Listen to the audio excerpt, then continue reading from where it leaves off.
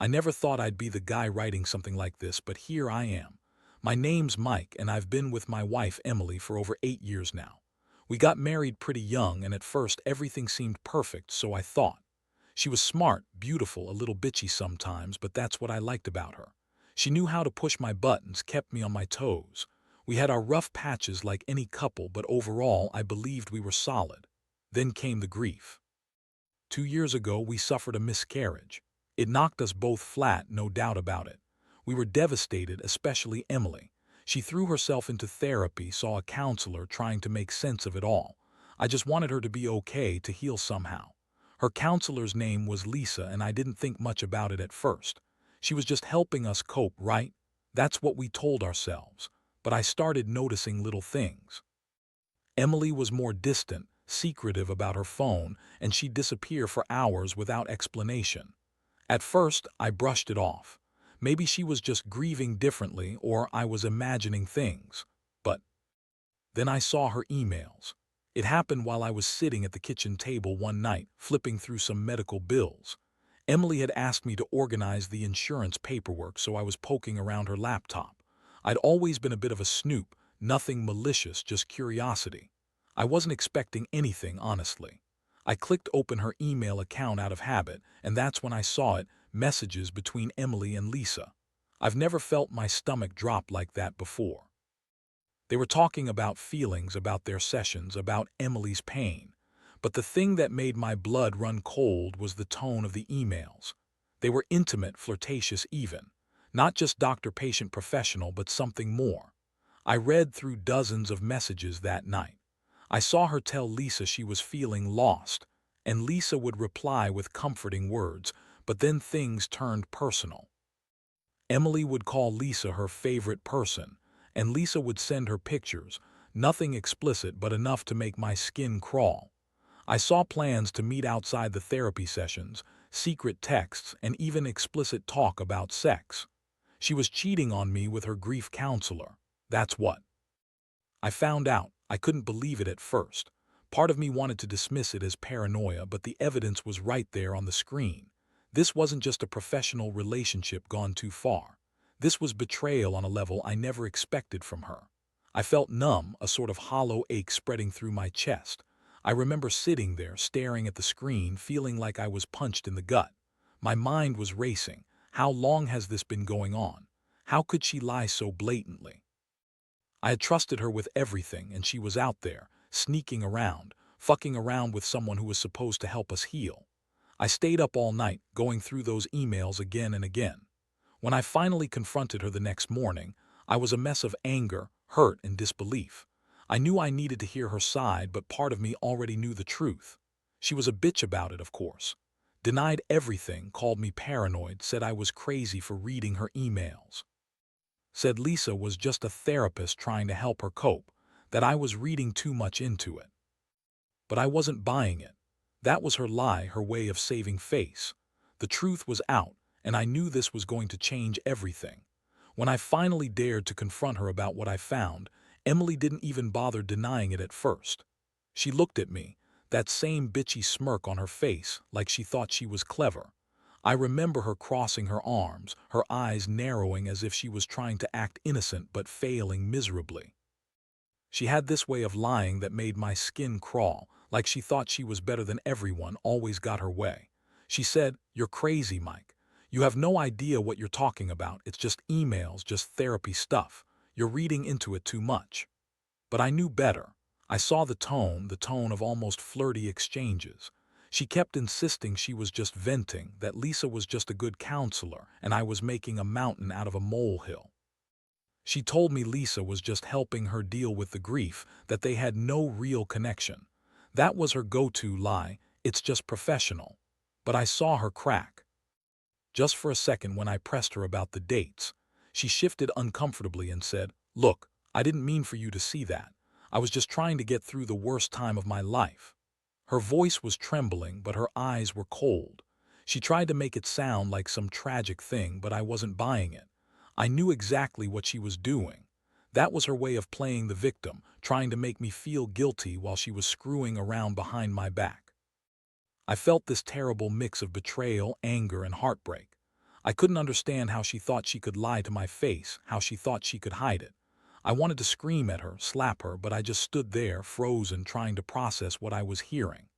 The woman I married, the woman I loved, she was out there doing this with her counselor, no less. Someone we trusted to help us deal with something so devastating, and she was sharing her secrets, her intimacy with her. It was like my whole world was shattering in that moment.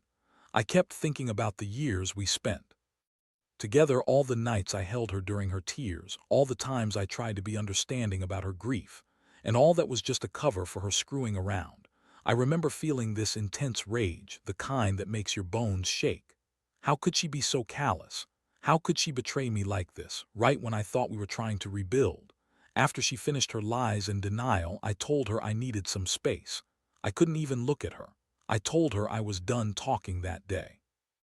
I went straight to my car, sat there for what felt like hours, trying to breathe through the storm inside me. I knew I needed to decide what was next, but my mind was spinning. Do I call her out in front of everyone? Do I just leave and never look back? Every thought felt like a punch to the gut. The emotional impact hit me hard, more than I expected. I felt this huge, aching hole open inside my chest. It wasn't just about the cheating.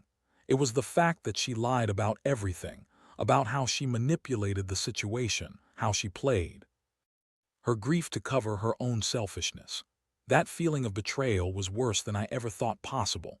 I wasn't just hurt. I felt humiliated, like I'd been played for a fool. I kept asking myself how I missed all the signs, how I could have been so blind. I wanted to believe I could forgive her, that maybe this was just a mistake she'd regret. But deep down, I knew that trust was broken, and I didn't see a way to fix it. I couldn't keep pretending everything was okay. That night I sat alone in our living room, staring at the ceiling, feeling the weight of what I'd just learned. I started thinking about what I wanted, whether I should try to salvage this or cut my losses. Whatever I decided, I knew one thing: this betrayal had changed everything between us forever. The days that followed were a blur of sleepless nights and endless thoughts. I knew I had to make a decision, but damn, it wasn't as simple as just packing my bags and walking away. There was so much anger, so much pain, and a part of me still clung to some hope that maybe, just maybe, she was genuinely sorry. But every time I looked at her, I saw the same cold, bitchy face that had lied to me about everything. I started digging deeper, wanting to know just how far this went. I couldn't shake the feeling that there were more layers to her lies. So I started snooping on her phone, her messages, her social media, anything I could get my hands on. And what I found confirmed my worst fears. There were more conversations with Lisa, many more, and here, the kicker. There were texts and emails between her and Lisa, not just about her grief or therapy sessions, but about their sex life. Yep, I found emails where Emily was describing their encounters, how Lisa made her feel, what they did, how she liked it. I couldn't believe I was reading that about the woman I'd been with all those years. She wasn't just cheating. She was actively hiding a secret sex life with her counselor. That was a punch to the gut I don't think I'll ever recover from. I remember sitting there, reading her words, feeling my stomach turn. I kept telling myself this was just some sick, fucked up thing she was doing. But deep down, I knew it was real. She had betrayed me in the worst way possible, abusing her role as a counselor, using her professional position to get her rocks off. That was her revenge, I guess, on her grief, on me, on everything we built. I felt this boiling rage, but I also felt utterly broken. How could she strip away every ounce of trust so easily? I thought about all the times I tried to be understanding, patient even when she was distant. I kept asking myself where I went wrong, how I missed all the signs. The truth? I hadn't. She was just that good at hiding it. By then I'd seen enough. I knew I couldn't stay in this marriage. Her explanations, her lies, they only made it worse. That bitchy smile she always wore, the way she tried to manipulate every situation, it all clicked into place. She had been planning this, I think, for a long time. Her way of punishing us, punishing me for our grief. I decided I needed to get out, but not just yet. I wanted to do it cleanly, with some sense of justice. I started looking into lawyers, thinking about what my rights were, what kind of evidence I could use. I also knew I had to confront her again, face her lies head on and tell her she was done. No more hiding, no more secrets. The emotional toll was crushing. I was angry, yes, but also incredibly sad. I kept feeling like I was mourning the loss of the woman I thought I knew. The one who told me she loved me, who cried on my shoulder during our worst moments. That woman had been replaced by someone cold, manipulative, and selfish. It was like I was mourning her death while still standing next to her. And yet, even through all that, I knew I couldn't keep pretending everything was okay. I couldn't keep living in this lie, not anymore. My mind was made up, I was done. I knew I had to move on, even if it hurt like hell. I just didn't know how or when. All I knew was that I couldn't trust her again, not after what I'd seen, what I'd read, what I'd felt. That betrayal had cut too deep. I was ready to fight for my dignity, even if that meant losing everything we once had. So I spent the next few days in a kind of daze. I wasn't sleeping much, always thinking about what came next. I knew I had to be careful. She was manipulative, and I didn't want to give her any reason to spin it or lie her way out of what I'd uncovered. I decided I'd approach her one last time, not to argue, but to tell her I knew everything. I wanted her to see I wasn't just some naive guy who missed the signs. I was fully aware of her betrayal. That night I sat her down in the living room. She was acting like everything was fine, that sarcastic smirk still on her face, like she thought she was in control. I looked her in the eyes and I didn't waste any time, telling her I knew about Lisa, about the emails, about everything.